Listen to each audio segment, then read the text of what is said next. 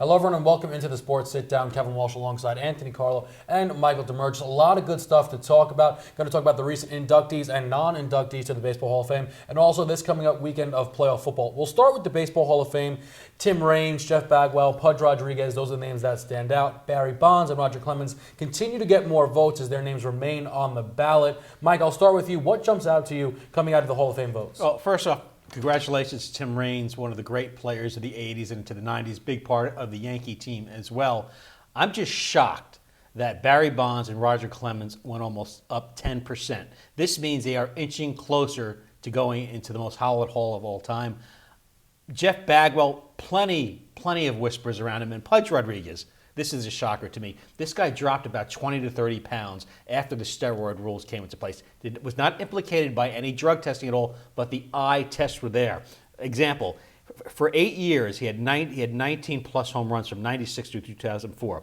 After the steroids testing was implemented, his career high for home runs after 2004 was only 14 in a season. Okay, that is pretty obvious right there. Ironically, once the steroid testing was implemented, how those home runs went down. And just the eye test with this guy, the weight loss that he lost all that muscle, so much there. I know it's just whispers with Bagwell and Pudge, and there was whispers as well with Piazza, but you know what? This is a sacred game. I think it's important to protect it, and I'm sickened to see that Bonds and Clemens are so much closer.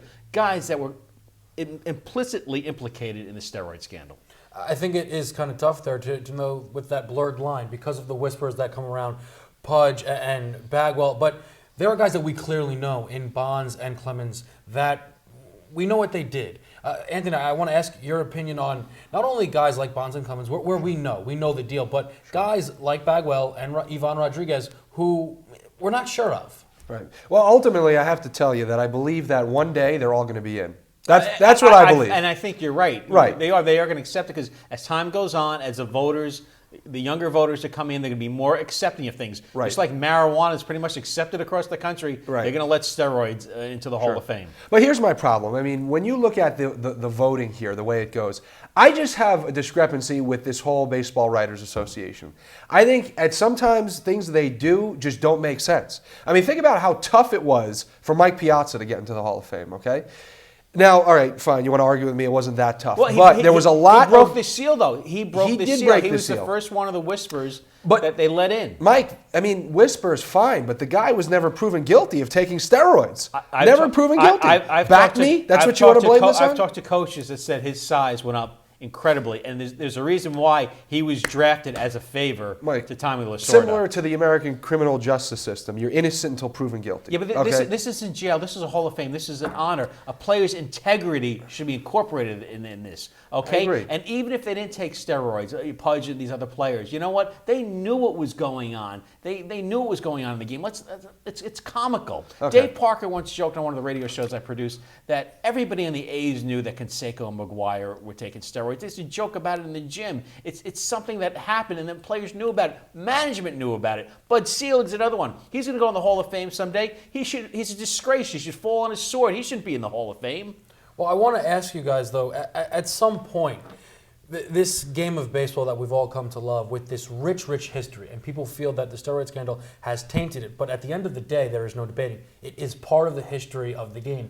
And I feel like the purpose of the Hall of Fame at the end of the day is to really capture what is the essence of the game and be able to represent every single aspect. And keeping out those guys is almost acting as if there was a time span that never happened. Can I give you my recommendation? Just lay it out right here. If that's your thoughts, which I can't argue much with that, put them in the Hall of Fame, but keep them in a separate section with asterisks next to their names and say that these players had the numbers necessary to get into the Hall of Fame, but played during an era where steroids were part of the game and almost allowed to be in the game. That way, these guys, rightly so, get into the Hall because they did have the numbers necessary, but people will keep them in a separate compartment in their minds because when they walk into the Hall of Fame, they'll know that they cheated. No, there are sections in the Hall of Fame where you will see Pete Rose and Barry Bonds in the records. You know, you don't have to be inducted to the Hall of Fame.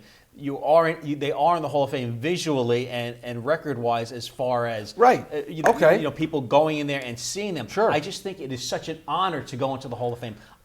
growing up, hearing about Babe Ruth and Lou Gehrig and Mickey Mantle, and Ruth hitting 60 home runs, and at the time growing up, Reggie Jackson and Mike Schmidt could barely hit 40. Right. Ruth was a god and would hit more than most of the American League at the time. And then for Sosa to do it 3 times, hit 60 home runs, when it only been twice in the history of baseball. McGuire doing it twice. Bonds hitting 73 home runs. You couldn't even pitch to Bonds. I'll never forget that year. There's no doubt these guys were on steroids. McGuire taking the 5th, going in front of Congress. He took steroids. A-Rod steroids. It's fraud, okay? They're never going to get the money back. I'm not saying erase the records. Teams that won World Series pennants, that's not going to be taken away. Right. But they do not belong to be into the Hall of Fame. Sure, make a record of it. Steroid era, absolutely. But their induction, absolutely not. It's a fraud, and we're going in that direction. And someday, Barry Bonds and Roger Clemens will have their plaque in Cooperstown, and I'm disgusted with that.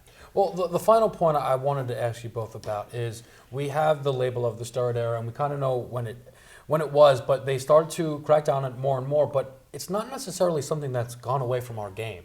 As Ryan Braun won an MVP, that award was taken away from him for a PED scandal. Dee Gordon is someone who had a terrific year with the Miami Marlins, was able to make money off of that, and then it turns out that he had a PED scandal, was suspended half the season, then came back and played half the season.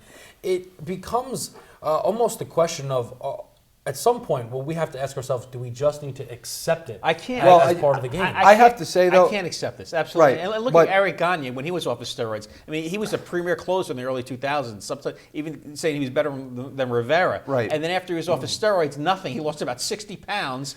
And he lost about 10 miles on his fastball. I think there are some remnants left, but in terms of you saying that it's something we're always going to have to accept, I disagree with that. I think that steroids are getting weeded out almost to the point where there's always going to be cheaters. There's always going to be some cheaters, but compared to what the game was like rampant. years ago, it's not the steroid part. I don't think we'll ever get close to that again. And I think it's because of the crackdown, as you mentioned, with the suspensions, what they did to A-Rod. I mean, they sort of made him the example. They set him out to be the example. I really think that we're seeing a changed game. Your home run hitters are now hitting 30 home runs tops. And that's the way it's going to move forward. I just only mention it because, in a way, it's something that we look down upon so greatly, where people really think about Barry Bonds, and they almost don't even acknowledge him as a part of baseball, and understandably so. And you would think that guys growing up would almost think of that Kevin, as the worst thing to do. But Kevin, they willingly cheated. And what I'm saying to you is that players it's like are continuing to do stealing from someone. It's no different from a stockbroker stealing somebody. It's I'm fraud. not debating whether it was right or wrong. What I'm simply saying is you would think that a player, perhaps like Dee Gordon, would look at that and say, that's not worth it. That's not worth my integrity. But they still do it. And Dee Gordon's a player who had a terrific year. There are players who still find it to be worth it. And I just wonder if that's ever going to go. Yes, it's drastically down. But I wonder if it's ever going to be something that's truly gone. Let me put $20 million on the table right now and tell you to perform at a high level but every Barry year Bonds at didn't the top need of the it. level. Barry Bonds was going to be a Hall of Famer. Roger Clemens didn't It's a whole different story when you're in that to seat, make $2 million. I we can don't see know them what it's doing like. it. We don't know what it's like, Mike. We don't know what it's like. Okay, Roger Clemens did not need it. Right, but put yourself in Clemens' shoes, Bond's shoes. You're great. You want to become one of the greatest of all time. There's a difference, and it's very tantalizing when you're given that right on the table. I'll tell you that much.